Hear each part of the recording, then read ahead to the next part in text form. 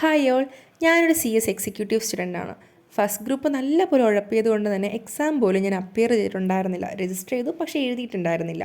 കാരണം എക്സാമിന് മുന്നേ ഉള്ള 2 മാസത്തെ സ്റ്റഡി ലീവിലാണ് ഞാൻ മനസ്സിലാക്കിയത് ഈ 2 മാസം കൊണ്ടൊന്നും പഠിക്കാൻ പറ്റുന്ന കാര്യമല്ല, അല്ലെങ്കിലും ഈ 2 മാസം ഇരുന്ന് പഠിക്കാൻ എടുക്കേണ്ട ടൈമല്ല, റിവൈസ് ചെയ്യാൻ വേണ്ടി എടുക്കേണ്ട ടൈമാണെന്നുള്ളത്. അതുകൊണ്ട് തന്നെ എക്സാം അപ്പിയർ ചെയ്യാനായിട്ടുള്ളൊരു കോൺഫിഡൻസ് എനിക്കുണ്ടായിരുന്നില്ല. എങ്കിലും എക്സാം എങ്ങനെയാണെന്ന് അറിയാൻ വേണ്ടി ഞാൻ ഒരു പേപ്പർ കമ്പനിയിലോ മാത്രം ഒന്ന് എഴുതി നോക്കി. അപ്പോൾ തന്നെ എനിക്ക് മനസ്സിലായി വെറുതെ ഉള്ള പഠിത്തവും പോരാ, ഇത് ഒരുപാട് റിവൈസ് ചെയ്ത് റിസർച്ച് ചെയ്ത് തന്നെ പഠിക്കണം എന്നുള്ള കാര്യം. അതുകൊണ്ട് തന്നെ സെക്കൻഡ് ഗ്രൂപ്പ് കുറച്ചുകൂടെ സീരിയസ് ആയിട്ട് എടുക്കാമെന്ന് വിചാരിച്ചു. കാരണം സെക്കൻഡ് ഗ്രൂപ്പിൽ നമുക്ക് ടാക്സ് ലോ ചേഞ്ച് ആവുകയാണ്. 2025 ആകുമ്പോൾ ടാക്സ് ലോ മാറിയിട്ടുണ്ടായിരുന്നു. സോ അതുകൊണ്ട് തന്നെ ഇനിയിപ്പോൾ നമ്മൾ ഈ ഡിസംബർ അറ്റംപ്റ്റിൽ എഴുതി എടുത്തിട്ടില്ല എന്നുണ്ടെങ്കിൽ ജൂണിൽ എഴുതുന്ന ടൈമിൽ നമ്മൾ ഈ വർഷത്തെ 2025 ടാക്സ് ലോ ആയിരിക്കും പഠിക്കേണ്ടി വരിക. അപ്പോൾ അത് നമ്മൾ കുറച്ച് എഫേർട്ടൊക്കെ എടുക്കേണ്ടി വരും. പിന്നെ നമുക്ക് പിന്നെയും ക്ലാസ്സിന് പോകേണ്ടി വരും. അപ്പോൾ അതിനെക്കാട്ടി നല്ലത് ഫസ്റ്റ് അറ്റംപ്റ്റ് തന്നെ എഴുതിയെടുക്കണം എന്നാണ് ആഗ്രഹം. ഇനി എനിക്കറിയില്ല, ദൈവം സഹായിച്ച് അങ്ങനെ തന്നെ പറ്റട്ടെ എന്ന് വിചാരിക്കുന്നു. എന്തായാലും അപ്പോൾ ഫസ്റ്റ് ഗ്രൂപ്പ് പഠിക്കുന്ന ടൈമിൽ ഞാൻ പറഞ്ഞില്ലേ, എനിക്കറിയില്ലായിരുന്നു എങ്ങനെ പഠിക്കണം എന്നുള്ളത്. അപ്പോൾ ഫസ്റ്റ് ഗ്രൂപ്പ് എക്സാംസ് ഒക്കെ കഴിഞ്ഞപ്പോൾ നമുക്കിപ്പോൾ ഒരു ഐഡിയ ഉണ്ട് എങ്ങനെ പഠിച്ചാലാണ് കറക്റ്റായിട്ട് പഠിക്കാൻ പറ്റുക എന്നുള്ളത്. അപ്പോൾ ഞാൻ വിചാരിച്ചു നിങ്ങൾ മേ ബി ഒരു കോമ്പറ്റേറ്റീവ് എക്സാമിനൊക്കെ പ്രിപ്പയർ ചെയ്യുന്ന ആളാണെന്നുണ്ടെങ്കിൽ നിങ്ങൾക്ക് കുറച്ച് യൂസ്ഫുൾ ആയിരിക്കും, തീരെ ലേറ്റ് ആയില്ലെങ്കിൽ കുറച്ച് യൂസ്ഫുൾ ആയിരിക്കും എന്ന് തോന്നി. അപ്പോൾ ഞാൻ അങ്ങനെ കുറച്ച് ടിപ്സ് നിങ്ങൾക്ക് പറഞ്ഞു തരാം. അപ്പോൾ നമ്മൾ ഡിഗ്രിക്കോ സ്കൂളിലോ ഒക്കെ പഠിച്ച പോലെ വെറുതെ വായിച്ചാൽ മനസ്സിലാവുന്ന കാര്യമല്ല ഈ കോമ്പറ്റേറ്റീവ് എക്സാംസിനുള്ള കാര്യങ്ങൾ. കാരണം നമ്മൾ ഒരു കോൺസെപ്റ്റിനെ കുറിച്ച് നമ്മൾ ഡീപ്പായിട്ട് ഇറങ്ങി ചെന്ന് പഠിക്കുന്നതാണ് ഈ മെയിൻലി കോമ്പറ്റേറ്റീവ് എക്സാംസ് കുറച്ചുകൂടെ പാടാക്കാൻ കാരണമാകുന്നത് എന്നാണ് എനിക്ക് തോന്നുന്നത്. അപ്പോൾ ക്ലാസ്സിൽ പഠിപ്പിക്കുന്ന സമയത്ത് ലാഘവത്തോടെ ഇരിക്കാതെ എല്ലാം മനസ്സിലാകുന്നുണ്ടോ ശ്രദ്ധിച്ചിരിക്കുക, അതാണ് ഞാൻ ഉദ്ദേശിക്കുന്നത്. ശ്രദ്ധിച്ച് തന്നെ ഇരിക്കുക, നല്ല പോലെ ശ്രദ്ധിച്ചിരിക്കുക. ഡൗട്ട് ഉണ്ടെങ്കിൽ അപ്പോൾ തന്നെ ചോദിച്ച് ക്ലിയർ ചെയ്യുക. കാരണം പിന്നീടെന്ന് വച്ചിട്ടുണ്ടെങ്കിൽ നമ്മൾ വീണ്ടും പിന്നീടെന്ന് വച്ചിരിക്കാനുള്ള ചാൻസ് കൂടുതലാണ്. എന്നെപ്പോലെയാണ് നിങ്ങളെങ്കിൽ പിന്നെ നിങ്ങൾ ചോദിക്കാനേ പോണില്ല. അപ്പോൾ ഒരു നാണക്കേടോ ഒന്നും ഫീൽ ചെയ്യാതെ ഡയറക്റ്റായിട്ട് സാറിൻ്റെ അടുത്ത് ചോദിക്കുക.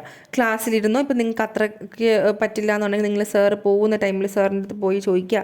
അല്ലെങ്കിൽ നിങ്ങൾക്ക് ബെസ്റ്റ് ഫ്രണ്ട്സ് ആരെങ്കിലും ഉണ്ടെങ്കിൽ, ക്ലാസ്സിൽ കുറച്ച് ഹെൽപ്പ് ചെയ്യുന്ന പിള്ളേർ ആരെങ്കിലും ഉണ്ടെങ്കിൽ അവരുടെ അടുത്ത് ചോദിച്ച് ക്ലിയർ ചെയ്യാനായിട്ട് നോക്കുക. എന്തായാലും ഡൗട്ട് വെച്ചിട്ട് മുന്നോട്ട് പോകരുത്.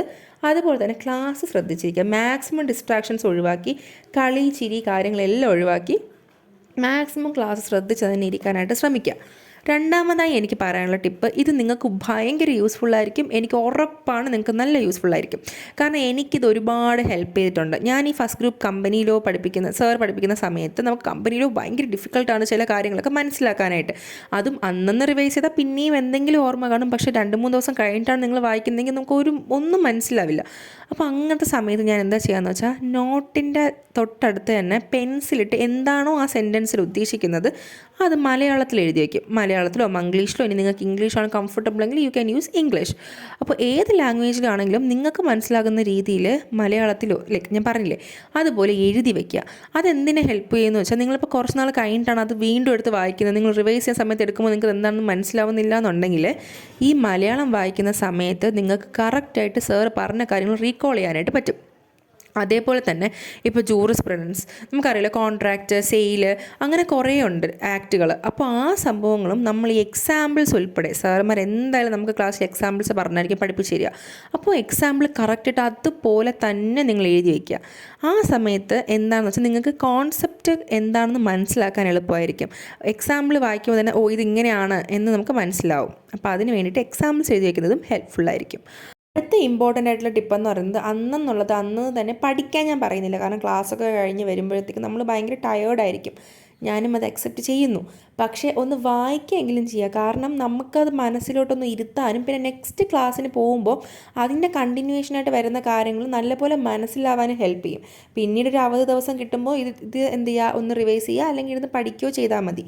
പക്ഷേ അന്നന്ന് വായിക്കാനായിട്ട് നിങ്ങൾ മാക്സിമം ശ്രദ്ധിക്കണം. പിന്നെ ഞാനും വലിയ പഠിപ്പിസ്റ്റൊന്നും അല്ല, പക്ഷെ നമുക്ക് എല്ലാവർക്കും ഒരുമിച്ച് പഠിച്ച് മുന്നോട്ട് പോകാം.